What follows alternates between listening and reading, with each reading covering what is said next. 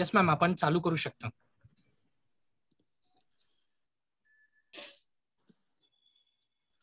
नमस्कार, मी डॉक्टर वर्षा डांगे वालावलकर, महिला वैद्यकीय अधिकारी, वैद्यकीय विभाग, पिंपरी चिंचवड महानगरपालिका. पुन्हा एकदा फेसबुक लाईव्हच्या आपल्या या पुष्पामध्ये सर्व पिंपरी चिंचवडकरांचं मनापासून स्वागत करते. खरं तर कालच महिला दिन होता 8 मार्चला, आणि त्या पार्श्वभूमीवर आज आपण आपलं जे हे फेसबुक लाईव्हचं वेबिनार आहे ते घेत आहोत. या वर्षीचं महिला दिनाचं घोषवाक्य आहे choose to challenge. Choose to challenge मला वाटतं हे प्रत्येक महिलेसाठी चूज करण्याची गोष्टच नसते. खरं चॅलेंजेस जी आहेत ती तिच्या आयुष्यात अगदी पदोपदी असतात, आणि असंच एक चॅलेंज आहे कॅन्सर म्हणजे. कारण एखाद्या व्यक्तीला, निरोगी व्यक्तीला तिच्या आयुष्यामध्ये कॅन्सर झाला आणि स्त्रीच्या शरीराशी निगडीत स्तनाचा कॅन्सर, गर्भाशय मुखाचा कॅन्सर किंवा इतरही ओव्हॅरियन कॅन्सर आपण जो म्हणतो, बीजांडकोशाचा आहे, अशा वेगवेगळ्या गोष्टी होतात. आणि आपण शेजारी पाजारी सुद्धा बघतो की बऱ्याचशा महिलांना पूर्वी, म्हणजे मी लहान असताना जर मी बघितलं तर यांना कॅन्सर झाला किंवा या नातेवाईकांना कॅन्सर झाला असं आपण खूप कमी वेळा ऐकत होतो. परंतु आता जर बघितलं आपण तर सहजच कोणाला किंवा कोणाशी तरी बोलताना आपल्याला ऐकू येतं की यांना कॅन्सर झाला होता, या इथे ट्रीटमेंट घेतात, यांनी रेडिओथेरपी घेतली. म्हणजे हे जे काही शब्द आहेत, कॅन्सर आहे, ब्रेस्ट कॅन्सर आहे, सर्वायकल कॅन्सर आहे, रेडिओथेरपी आहे, किमोथेरपी आहे, हे शब्द आता काही नवीन राहिलेले नाहीयेत. आणि या शब्दांच्या अनुषंगाने आणि महिला दिनाचं औचित्य साधून आज आपण आपल्याकडे 2 प्रसिद्ध व्यक्तींना बोलवलेलं आहे जे आपल्याशी या विषयावरती हितगुज करतील. आज आपल्याकडे डॉक्टर गजानन कानेटकर सर आलेले आहेत, जे प्रख्यात कॅन्सर सर्जन आहेत. मागची 15 वर्ष ते प्रॅक्टिस करतायत. टाटा मेमोरियल हॉस्पिटलमध्ये त्यांनी त्यांचं शिक्षण केलेलं आहे, आणि यानंतर परदेशी न्यूयॉर्क आणि साऊथ कोरिया येथे जाऊन त्यांनी शिक्षण घेतलेलं आहे. इथेही त्यांना बरेच पुरस्कार मिळालेले आहेत. बऱ्याचशा राष्ट्रीय आणि आंतरराष्ट्रीय स्तरावरती त्यांचे शोधनिबंधही प्रसिद्ध झालेले आहेत आणि त्यांचं वाचनही त्यांनी केलेलं आहे. तर गजानन कानेटकर सरांचं आपण स्वागत करूया शो मध्ये. नमस्कार सर. नमस्कार madam, thank you very much. Yes sir. आणि त्याचबरोबर सरांबरोबर आज आपल्याकडे मानसी मुंशी मॅडम आलेले आहेत, ज्या प्रसिद्ध रेडिएशन ऑन्कॉलॉजिस्ट आहेत. म्हणजे आतापर्यंत आपण नुसतंच कॅन्सर सर्जन किंवा ऑन्कॉलॉजिस्ट, ऑन्को फिजिशियन म्हणून ऐकत होतो, पण आता ऑन्कॉलॉजिस्ट आहेत आणि रेडिएशन ऑन्कॉलॉजिस्ट आहेत. म्हणजे त्या रेडिओथेरपी मध्ये ऍक्च्युली त्यांनी स्पेशलायझेशन केलेलं आहे. आणि रुबी हॉल या प्रसिद्ध सेंटरमध्ये त्या बरीच वर्ष मागचे काम करत आहेत. त्यांनी सुद्धा टाटा मेमोरियल हॉस्पिटल मधून शिक्षण घेतलेलं आहे आणि त्यांना बरीच गोल्ड मेडल मिळालेली आहेत. त्यांचेही शोध निबंध जे आहेत ते आंतरराष्ट्रीय स्तरावरती प्रसिद्ध झालेले आहेत. नमस्कार मानसी मॅडम. थँक्यू. नमस्कार. आता आपल्या दोन्ही पाहुण्यांची ओळख झालेली आहे, तर या अनुषंगाने आपण त्यांच्याशी थोडीशी चर्चा करूयात. गजानन सर, एक असं बोलायचं आहे की आपण जर बघितलं तर आपल्या आजूबाजूला बऱ्याच ठिकाणी किंवा बऱ्याच जणांना किंवा बऱ्याच महिलांना कॅन्सर झालेला आढळून येतो. मग तो स्तनाचा कॅन्सर असेल, गर्भाशयाच्या मुखाचा कॅन्सर असेल, बीजांडकोशाचा कॅन्सर असेल. तर मग आता सद्यस्थितीमध्ये आपल्या आजूबाजूला या कॅन्सर होणाऱ्या महिलांचा टक्का काय आहे, किंवा काय पद्धतीने समाजामध्ये किती पर्सेंटेज लोकांमध्ये हा कॅन्सर आढळून येतो? आता तुम्ही म्हणताय ते बरोबर आहे. प्रॉब्लेम असा झालेला आहे की आता एकतर कॅन्सरचं प्रमाण नक्की वाढतं आहेच, आपण पाहतोय. स्पेशली आपण जर ब्रेस्ट कॅन्सर म्हटलं, स्तनाचा कॅन्सर, तर आज आम्ही पाहतोय की जे रिस्क फॅक्टर्स आधी होते ज्याच्यामुळे ब्रेस्ट कॅन्सर व्हायचा, ते रिस्क फॅक्टर्स नसताना सुद्धा आम्ही पेशंट्स पाहतोय ज्यांना ब्रेस्ट कॅन्सर झालेला आहे. ब्रेस्ट कॅन्सरचा किंवा ओव्हॅरियन कॅन्सरचं प्रमाण नक्की वाढतंय, पण गर्भाशयाच्या मुखाचा कॅन्सर जो आहे त्याचं प्रमाण हळूहळू कमी होत चाललेलं आहे. हे पण आम्हाला आढळून आलंय. एक ओव्हरऑल कॅन्सरची जी आपल्याकडे वाढलेले नंबर दिसतात, त्याच्यात माझं असं मत आहे की आपल्याकडे आता डायग्नोसिस साठी पण अनेक नवीन टेक्नॉलॉजी आल्या आहेत, यंत्रणा आल्यात, त्याच्यामुळे सुद्धा थोडा आता कॅन्सर लवकर डिटेक्ट व्हायला लागलाय आणि म्हणून मला असं वाटतं की नंबर्स जास्त दिसतात. काही असं स्पेसिफिक वयोगट आहे का सर, की अगदी 40 नंतरचा वयोगट आहे किंवा मेनोपॉज आलेल्या काही स्त्रिया आहेत त्यांना जास्त प्रमाणात कॅन्सर आढळून येतो, की असं काही नाहीये सर? हो, नाही असं काही नाही. जनरली असं जनरल रूल पाहिला तर 40 नंतरचं जर प्रमाण वाढलेलं आहे. ओके. याच्यासाठी सर मग आपल्याकडे काही स्क्रीनिंग टेस्ट आहेत का? आपण जसं आता म्हणालात की काही मोडॅलिटीज आहेत का, की आपण जेणेकरून कॅन्सर लवकरात लवकर शोधू शकतो? आपल्याकडे अतिशय सोप्या स्क्रीनिंग टेस्ट आहेत, पण आपल्याकडे लोक करायला तयार नसतात. आम्ही आता आमच्याकडे येणाऱ्या महिलांना सांगतो की तुम्ही एक लक्षात ठेवा, आपला वाढदिवस ज्या दिवशी असतो त्या वाढदिवसाच्या अलीकडे किंवा पलीकडे काही ठराविक टेस्ट असतात महिलांनी करायच्या, आणि ह्या सगळ्या 40 नंतर करायच्या टेस्ट असतात. फॉर एक्झाम्पल मॅमोग्राफी किंवा पॅप्समियर. पॅप्समियर म्हणजे गर्भाशयाच्या मुखाच्या आपण काही सेल्स काढतो. मॅमोग्राफी म्हणजे स्तनाचा एक एक्सरे. हे करायचे, ह्या टेस्ट आहेत. पण त्याच्यापेक्षाही महत्वाचं छोट्या छोट्या गोष्टी म्हणजे आपल्याकडे सेल्फ ब्रेस्ट एक्झामिनेशन, स्तनाचं स्वपरीक्षण, हे आपण त्यांना शिकवलं पाहिजे. आणि हे आपण प्रत्येक गायनेकोलॉजिस्टनी, प्रत्येक सर्जननी त्यांना त्याचा इम्पॉर्टन्स, त्याचं महत्व कळवून द्यायला पाहिजे की तुम्ही हे जर केलं तर स्तनातली गाठ तुमच्या लवकर लक्षात येईल आणि ट्रीटमेंट लवकर होईल आणि मग बाकी पुढच्या ट्रीटमेंट लागणार नाही. तर असं येस सर, बोला आपण. नाही, दॅट इज ऑल. ओके. मला वाटतं महिला दिनाचं औचित्य साधून किंवा आपण बर्थडे गिफ्ट जी म्हणतो, तर ही बर्थडे गिफ्ट सगळ्या फॅमिलीनी आपल्या लाडक्या महिलेला, मग ती आई असू देत, ताई असू देत किंवा बायको असू देत, त्यांना आपण ही गिफ्ट नक्कीच देऊ शकतो. सरांनी हा एक खूप चांगला मुद्दा सांगितलेला आहे की आपल्याला एक आपण कोणता तरी दिवस वेगळा ठरवण्यापेक्षा आपला वाढदिवस असेल किंवा महिला दिवस असेल किंवा कोणत्या सणाचं सुद्धा औचित्य साधून आपण ही गोष्ट करू शकतो.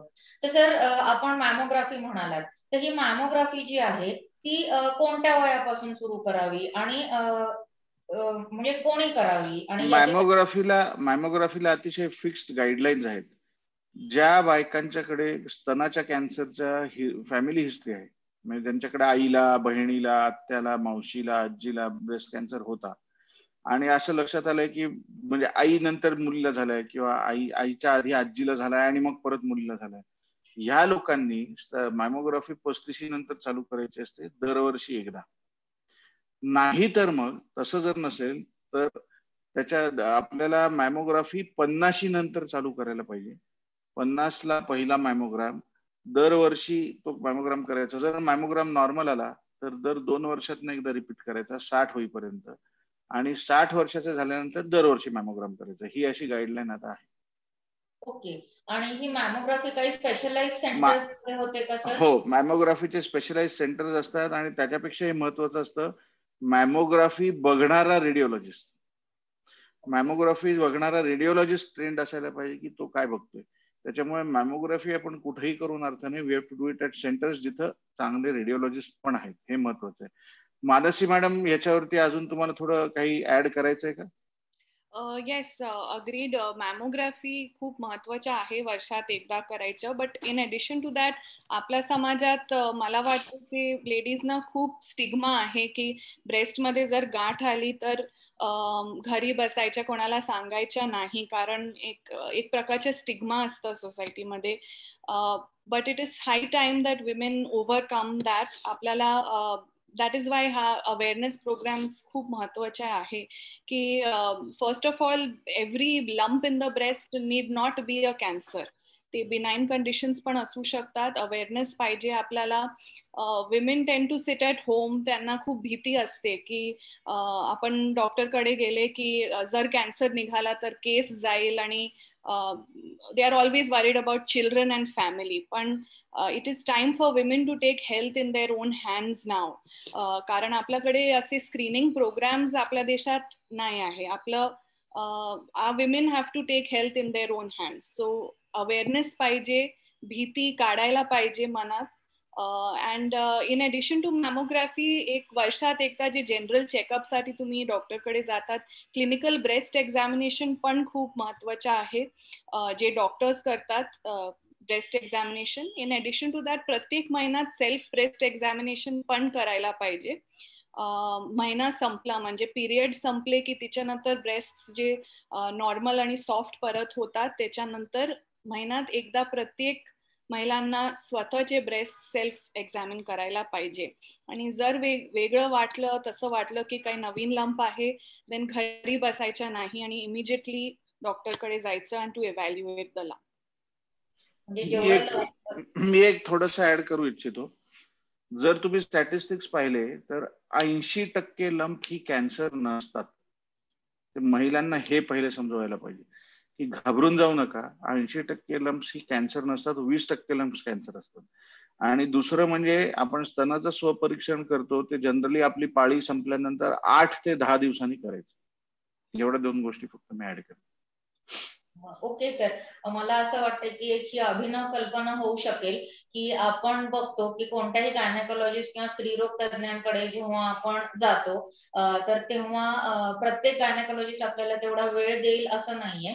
तर आपण शाळा किंवा शाळा म्हणण्यापेक्षा सर कॉलेजेसमध्ये जिथे जास्त वयाचे लोक असतात किंवा पोस्ट ग्रॅज्युएट कॉलेजेसमध्ये मे बी आपण एनजीओ मार्फत हा एक उपक्रम सेल्फ ब्रेस्ट एक्झामिनेशन कशी करावी हा सुद्धा आपण एक घेऊ शकू. तर या बाबतीत आपण नंतर कधीतरी बोलूयात.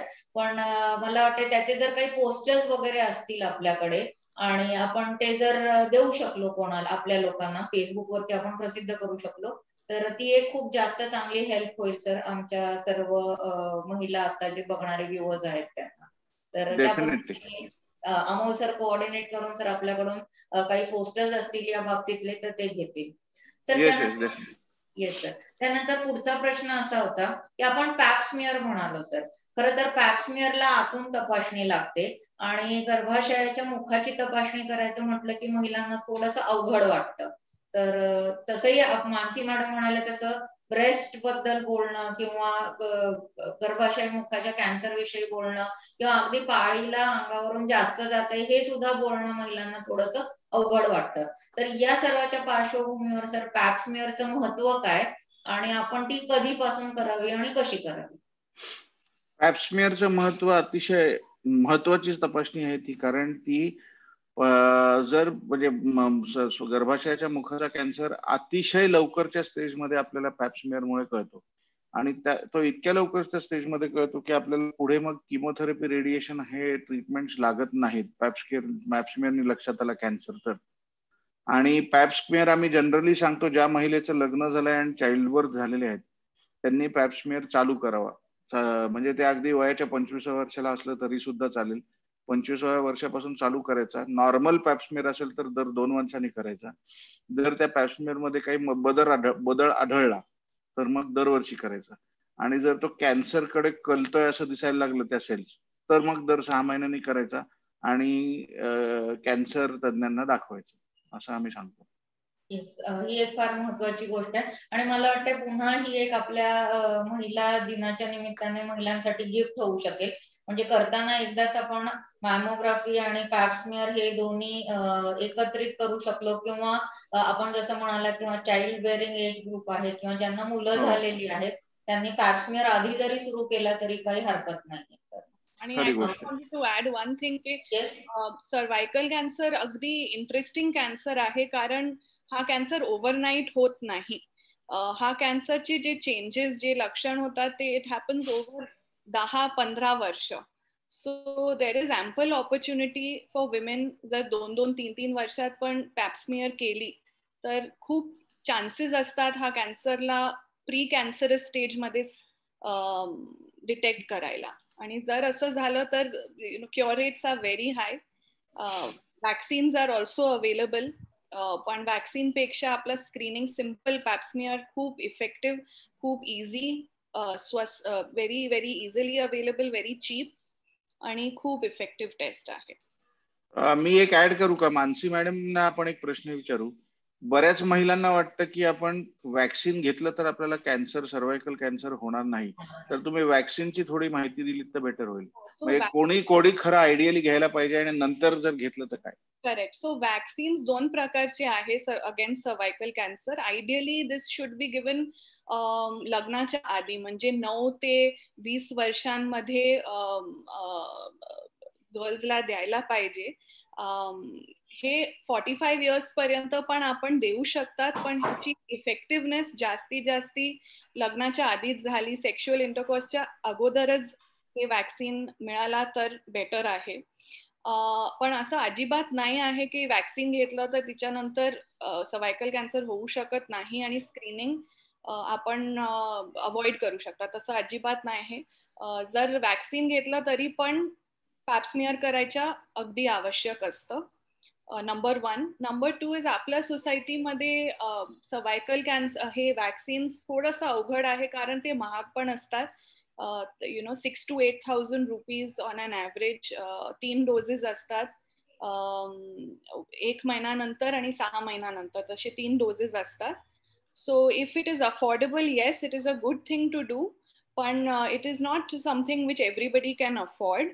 अँड स्क्रीनिंग जे पॅप्समियरची टेस्ट आहे ते एवढी इफेक्टिव्ह आहे की जर वॅक्सिन पॉसिबल किंवा अफोर्डेबल नाही आहे तरी पण पॅप्समियर खूप इफेक्टिव्ह आहे. Yes ma'am. आपल्या कम्युनिटीज मध्ये, आपल्या देशात. Yes ma'am.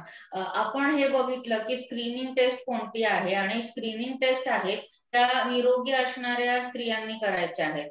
पण आता आपल्याला कॅन्सर झाला आहे किंवा या गोष्टी असतील किंवा मला काही अशा काही सिम्पटम्स आहेत का किंवा अशा काही गोष्टी आहेत का की ज्या गोष्टी मला झाल्या तर मी म्हणू शकेन की हा गर्भाशय मुखाचा कॅन्सर आहे किंवा ब्रेस्ट कॅन्सर आहे. म्हणजे जशी स्तनामध्ये गाठ लागली तर मी लगेचच म्हणायचं का हा कॅन्सर आहे, किंवा जर मला खूप जास्त अंगावरून जात असेल किंवा आणखीन काय झाल्यानंतर मी कॅन्सरचे शंका घेणं गरजेचं आहे.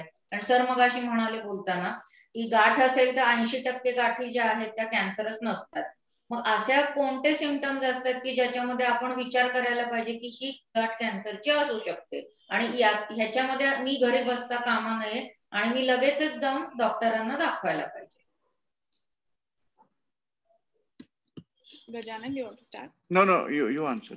सो ब्रेस्ट कॅन्सर साठी नवीन गाठ जे आधी नव्हती, कारण यंग गर्ल्स मध्ये ज्यांना पिरियड्स येतात त्यांना नॅचरल आहे की इन एव्हरी सायकल ब्रेस्ट मध्ये छोटे छोटे गाठ यायचे आणि जायचे, हे नॉर्मल सायकल असतं. पण जर नवीन गाठ दिसली जे जात नाही किंवा वाढती आहेत, that should not be ignored. Definitely. किंवा जर निपल इन्व्हर्ट झालेला आहे, निपल मध्ये काही चेंजेस वाटते, निपल मधून डिस्चार्ज दिसते, इट मे बी ब्लड और it may be liquidy discharge from the breast, किंवा आर्मपिट मध्ये लम्प्स नवीन आलेले आहे, this symptoms should not be ignored at all.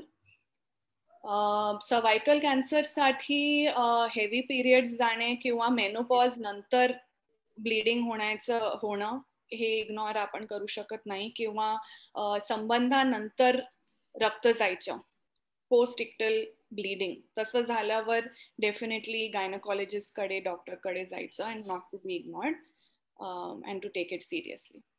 Okay. आता आपण असं म्हणतोय तर काही लाईफस्टाईल चेंजेस याच्याशी निगडीत आहेत का, की म्हणजे आता पूर्वी कसं होतं, अर्बन आणि रुरल दोन्ही वेगवेगळ्या, शहरी आणि ग्रामीण भागामध्ये प्रत्येक माणसाची राहण्याची शैलीच वेगळी होती. पण आता मे बी मॉडर्नायझेशन आहे किंवा जग बदलतंय आणि त्यामुळे प्रत्येक माणसाची शारीरिक कष्ट करण्याची शैली बदलत आहे. तर या पार्श्वभूमीवर मी सरांना आणि मॅडम दोघांनाही प्रश्न विचारते की काही लाईफस्टाईल चेंजेस आहेत का की ज्याच्यामुळे कॅन्सर जास्त प्रमाणात आढळून येतो, किंवा काही गोष्टी आपण अवॉइड कराव्यात का? पहिली गोष्ट म्हणजे आता एव्हरीबडी नोज दॅट तंबाखू हा विषय आहे, हा डायरेक्टली कॅन्सरशी रिलेटेड आहे. पण आता महिलांच्या बाबतीत हे तंबाखू सगळ्या महिला नाही खात. तर आता ब्रेस्ट कॅन्सर बद्दल बोलायचं जर, तर ब्रेस्ट कॅन्सर मध्ये लाईफस्टाईल चेंजेस आपल्याकडे आता काय झालेत, आता महिलांना वयाच्या 30 नंतर 35 नंतर मुलं होतात. आणि ब्रेस्ट फिडिंग कमी करतात बायका, ब्रेस्ट फिडिंग करत नाहीत. तर दोन्ही या गोष्टी ज्या आहेत याच्यामुळे स्तनाच्या कॅन्सरच्या पॉसिबिलिटीज वाढतात.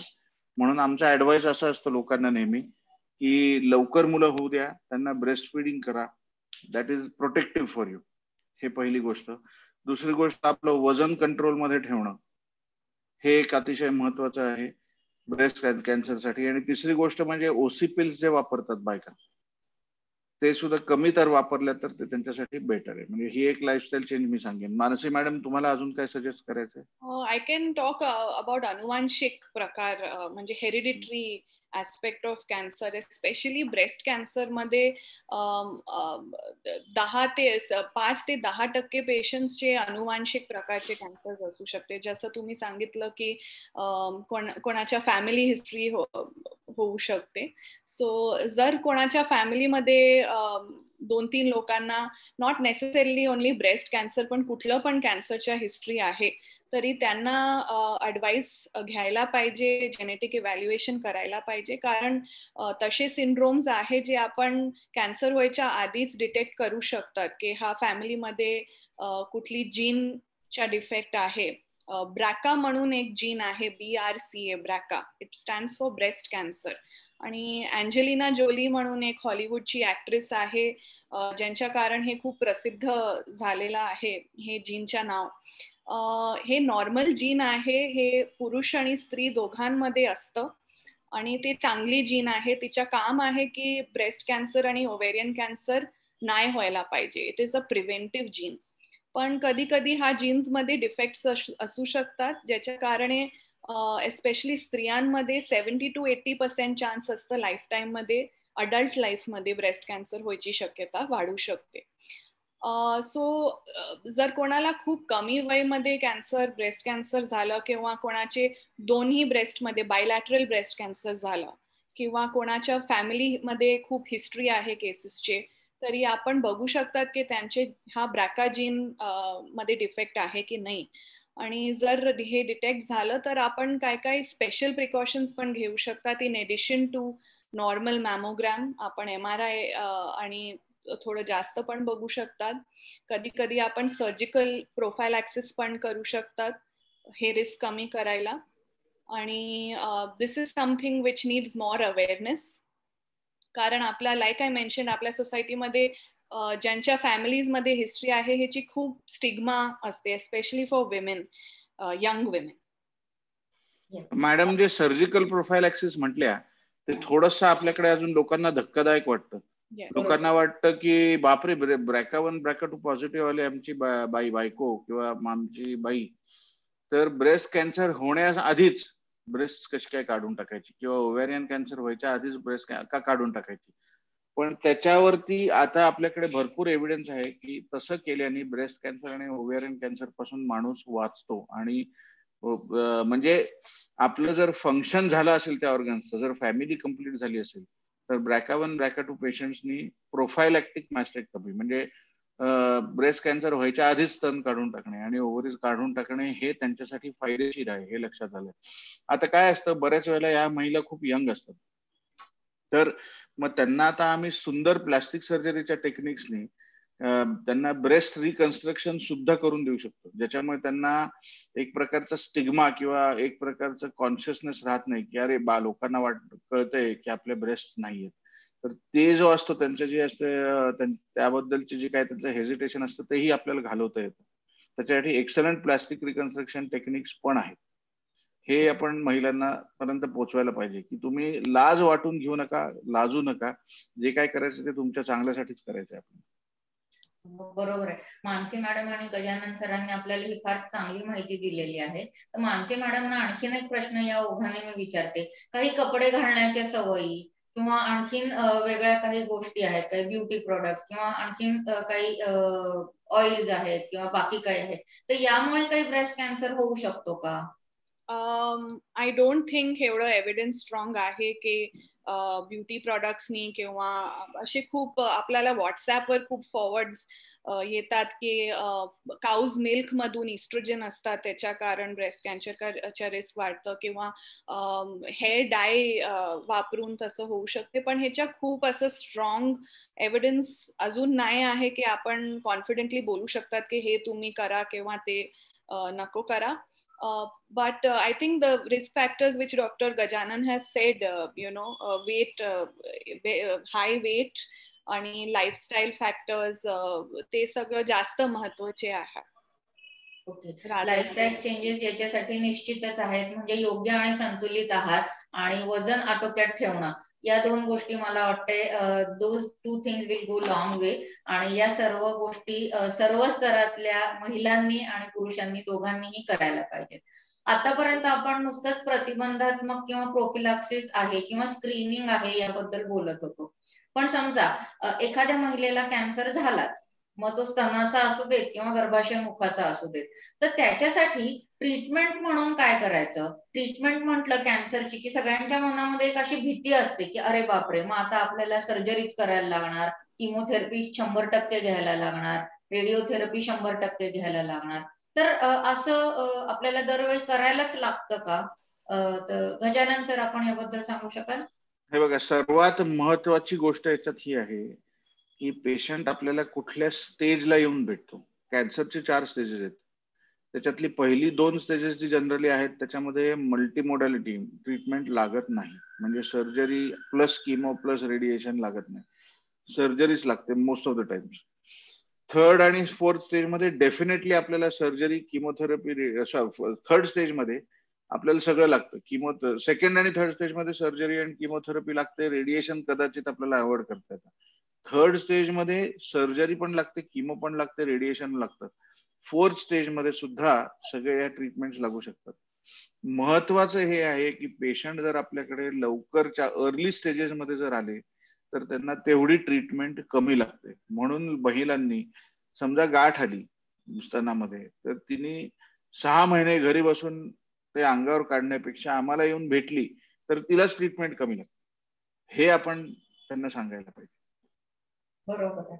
आणि मानसी मॅडम, एक असं विचारायचं होतं की रेडिओथेरपी म्हटलं की सगळ्यांना खूप धक्का बसतो, अरे बापरे, रेडिओथेरपी म्हणजे रेडिओथेरपी घेऊन आम्ही बरंच होणार नाहीये. तर रेडिओथेरपी घेतल्यानंतर बरं होण्याचे चान्सेस किती आहेत, किंवा आपण जो 5 इयर सर्व्हायवल रेट म्हणतो तो कसा असू शकतो? तर आपण याबद्दल थोडंसं सांगा.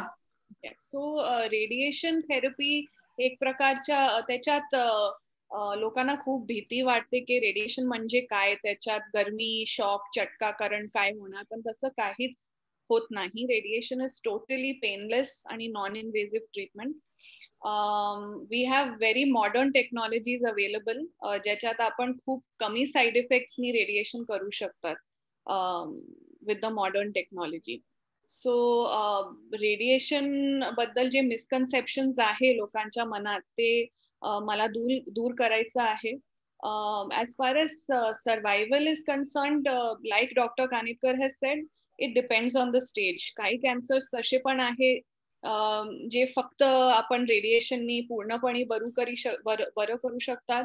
आणि but most of the cases it is after surgery as a precautionary treatment, say to reduce the chance of recurrence. So cancer परत व्हायचे चान्सेस कमी करायला आपण रेडिएशन देतात. रेडिएशन इज युजली 3 ते 5 आठवड्याचे ट्रीटमेंट असतं, डेली ट्रीटमेंट आहे. आणि ह्याच्यामध्ये काहीच पेशंट्सला चटका, गरमी, शॉक तसं अजिबात काहीच होत नाही. थोडेफार असतात साईड इफेक्ट्स, ते आपण ओपीडी बेसिसवर विथ मेडिसिन्स दूर करू शकतात. ओके, गजानन सर, एक असं विचारायचं होतं की आता कॅन्सर झाला असं कोणालाही कळालं की त्यांच्या मनामध्ये एक शंका असते की कॅन्सरची ट्रीटमेंट म्हणजे खूप खर्चिक ट्रीटमेंट, आणि तो खर्च आपल्याला पेलवेल का किंवा पेलवणारच नाही. तर अशा काही संस्था आहेत का की जिथे ही कॅन्सरची ट्रीटमेंट आहे ही कमी खर्चामध्ये होते, किंवा अशा काही एनजीओ आहेत का की ज्यांची मदत होऊ शकते या कॅन्सरच्या ट्रीटमेंटमध्ये? काही मॉनिटरी मदत होऊ शकते का? असं एक तर पहिली गोष्ट म्हणजे कॅन्सरची आधी ट्रीटमेंट खूप खर्चिक असायची, मान्य आहे, पण आता ते तसं राहिलेलं नाहीये. पण तरी सुद्धा जर आपल्याला वेळ आली तर सर्वात महत्वाचं म्हणजे आता राजीव गांधी योजना, प्राईम मिनिस्टरचं पीएम प्रधानमंत्री फुले जन आरोग्य योजना, बरोबर आहे, महात्मा फुले योजना आहे. अशा अनेक योजना आहेत ज्याच्यामधून सगळी कॅन्सरची ट्रीटमेंट आपण कव्हर करू शकतो. त्याच्यामुळे कॅन्सरची ट्रीटमेंट खर्चिकच आहे असं अजिबात नाहीये.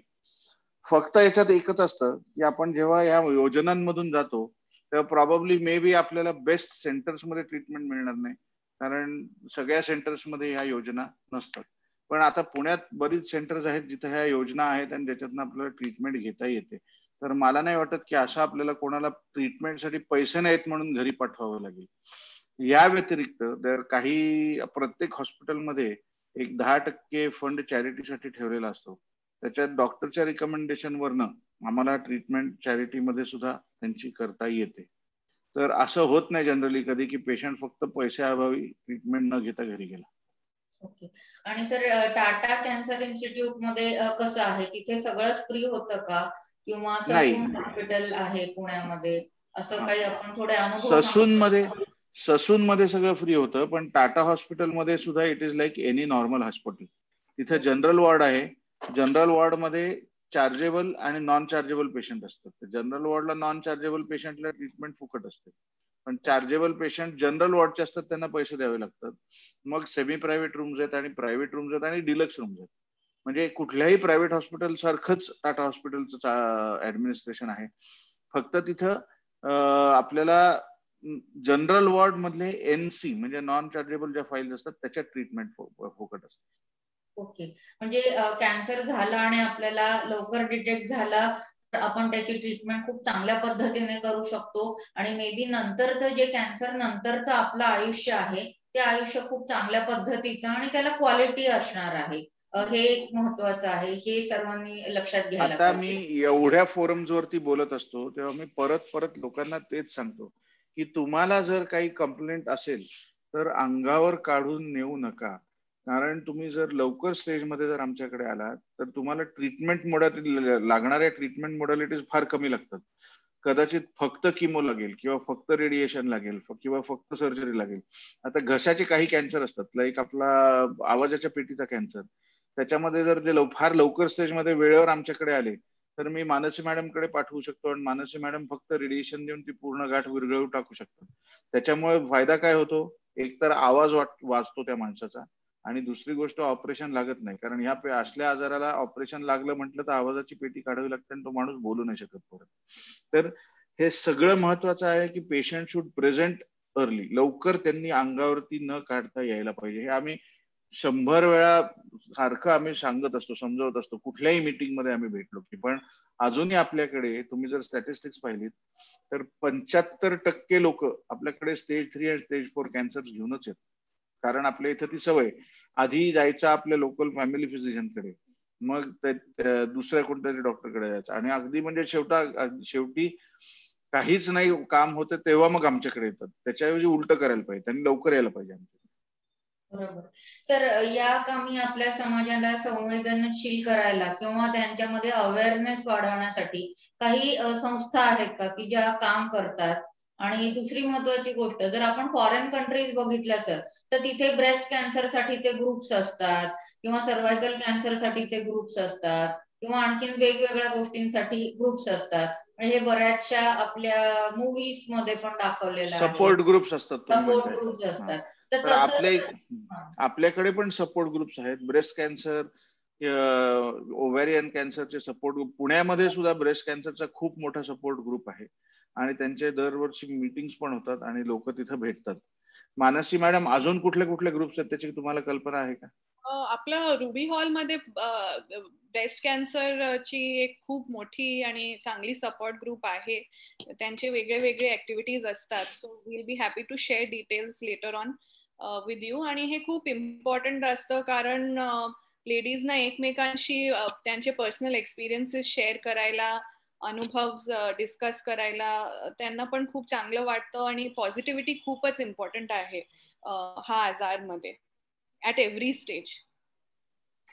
एक असं विचारायचं होतं मानसी मॅडम की कॅन्सर म्हटलं की पेशंटला तर धक्का बसतो, पण त्याचं जे कुटुंब असतं किंवा फॅमिली आहे तर फॅमिलीमध्ये सगळ्यांनाच टेन्शन येतं, अगदीच म्हणजे अकल्पित टेन्शन असतं की कोणी सांगत नाही, पण ते प्रत्येकाला टेन्शन येतं.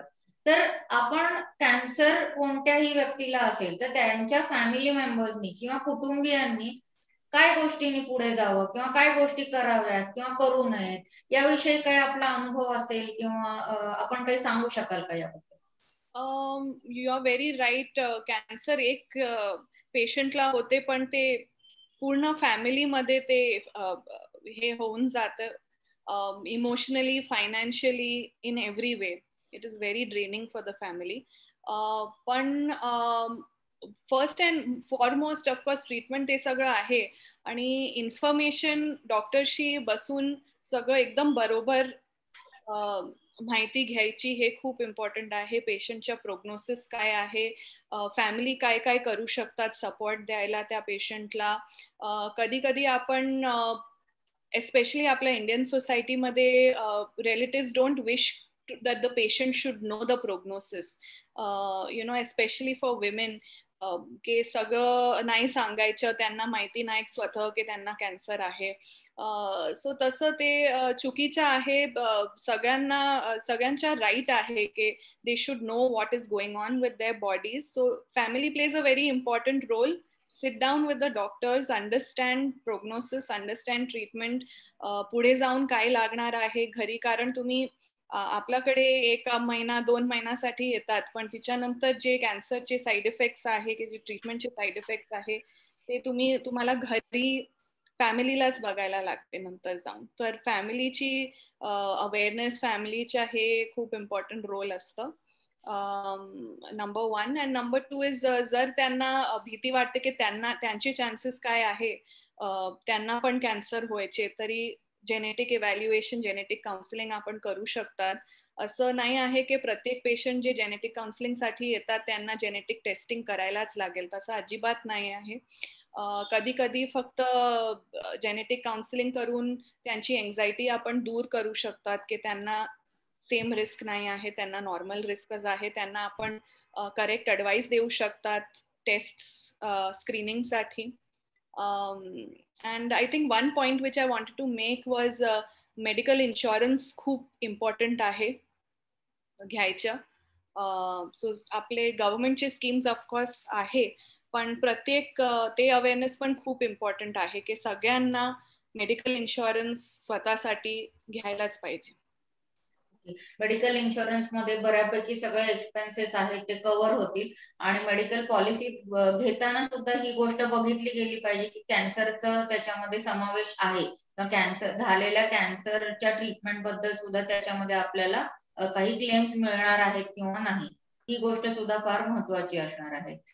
मॅडम, त्यानंतर दुसरं असं आहे की आपण त्या ट्रीटमेंट बघितली, आपण सर्जरी म्हणतो आहोत, किमोथेरपी म्हणत आहोत, रेडिओथेरपी म्हणत आहोत, पण तसंच याबरोबर काही इम्युनोथेरपी आपण करू शकतो का, किंवा आयुर्वेदिक आणि होमिओपॅथिक मध्ये बऱ्यापैकी आपण बऱ्याचशा जाहिराती वाचतो. सर, आपण सुद्धा सांगा याबद्दल की इथे अमुक अमुक ठिकाणी आयुर्वेदिक औषधाने 100% कॅन्सर आपण बरा करतोय, किंवा या होमिओपॅथिक औषधाने 100% आपला कॅन्सर निघून जाईल, किंवा आपल्याला त्याने त्रास होणार नाही.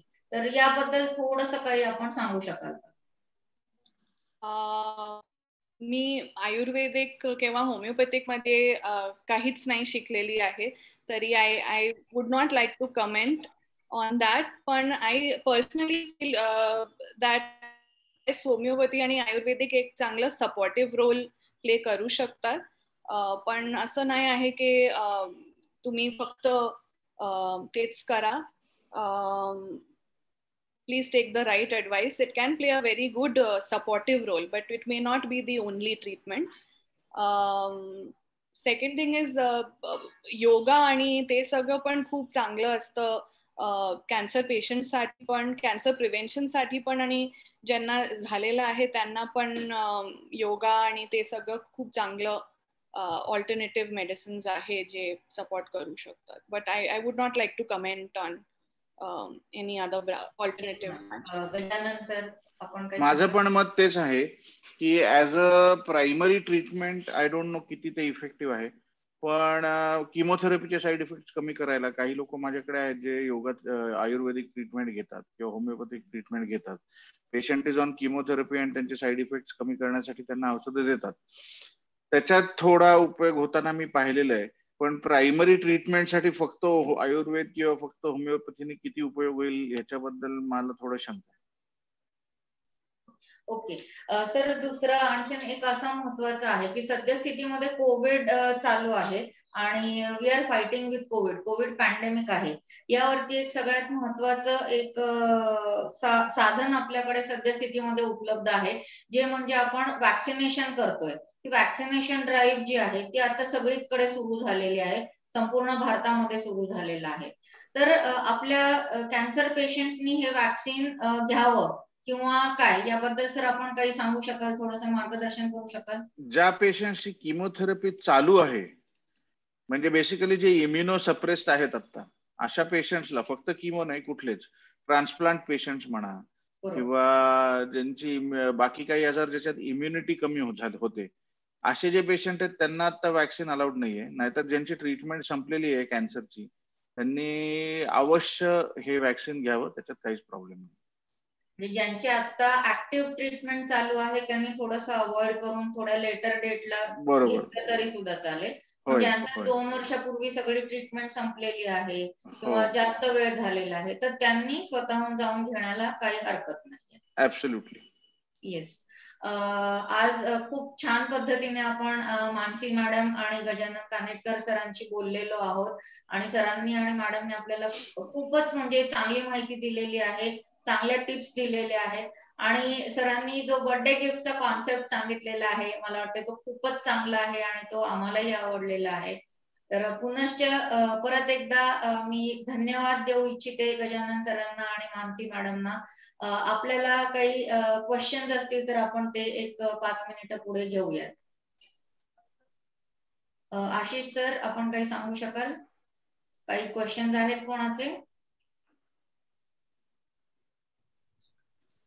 येस मॅम, ऍक्च्युली असे काही क्वेश्चन अजून आलेले नाही आहेत आपल्यापर्यंत, बट बऱ्याच लोकांनी जी काही इन्फॉर्मेशन आज आपण प्रोव्हाइड केलेली आहे आपल्याला या वेबिनारच्या माध्यमातून, त्याच्यासाठी बऱ्याच लोकांनी धन्यवाद दिलेले आहेत आपल्याला याच्यामध्ये. येस, धन्यवाद तर खरं कानेटकर सरांचे आणि मानसी मॅडमचे आपण मानायला पाहिजे की त्यांनी त्यांचा बहुमूल्य वेळ आपल्याला दिला आणि समाजाचं प्रबोधन करण्यासाठी किंवा समाजामध्ये जास्तीत जास्त ऑथेंटिक माहिती. खरं तर काय झालंय, सध्या सगळ्यांकडे मोबाईल आहे, गुगल आहे, व्हॉट्सअप आहे आणि आणखीन बरेच सोशल मीडिया आहेत, ज्याच्यावरती प्रसिद्ध होणारी माहिती जी आहे ती 100% ऑथेंटिक आहे की नाही हेच माहित नसतं आपल्याला. माहिती असते नुसती, पण ती काय पद्धतीने वापरायची हेही माहित नसतं. त्या पार्श्वभूमीवर आज आपल्याला कानेटकर सरांनी आणि मानसी मॅडमनी जी माहिती दिलेली आहे, अत्यंत करेक्ट माहिती दिलेली आहे आणि त्या माहितीचा मला वाटतं सर्व महिला ज्या आहेत त्या उपयोग करून घेतील. आणि महिला दिनाच्या घोषवाक्यानुसार choose to challenge, so we will challenge the percentage of awareness about cancer, breast cancer and cervical cancer in the society. आणि आपण जास्तीत जास्त आपल्या आजूबाजूच्या महिलांना या बाबतीत अवगत करू शकू, हा एक मला वाटतंय पण आपण आज महिला दिनाच्या निमित्ताने प्रत्येक स्त्रीने घ्यायला हरकत नाहीये. आणि या अनुषंगाने काय होईल की आपण आपल्या फक्त कुटुंबामध्ये जरी आज आपण ऐकलेली माहिती पसरवू शकलो तरी सुद्धा मला वाटतंय एक महिला किमान 10 महिलांच्या संपर्कात असतेच. त्यामुळे तिने आपल्या मैत्रिणीला, आईला, आजीला, नातेवाईकांमध्ये, आपल्या कॉलेजमध्ये किंवा आपल्या कामाच्या ठिकाणी जर ही माहिती शेअर केली तर मला वाटतंय आजचा प्रोग्राम जो आहे त्याचा उद्देश जो आहे तो सफळ होईल. तर इथून पुढच्या कानेटकर सरांच्या आणि मानसी मॅडमच्या वाटचालीला मी शुभेच्छा देते आणि आजचा कार्यक्रम जो आहे तो इथेच संपवते.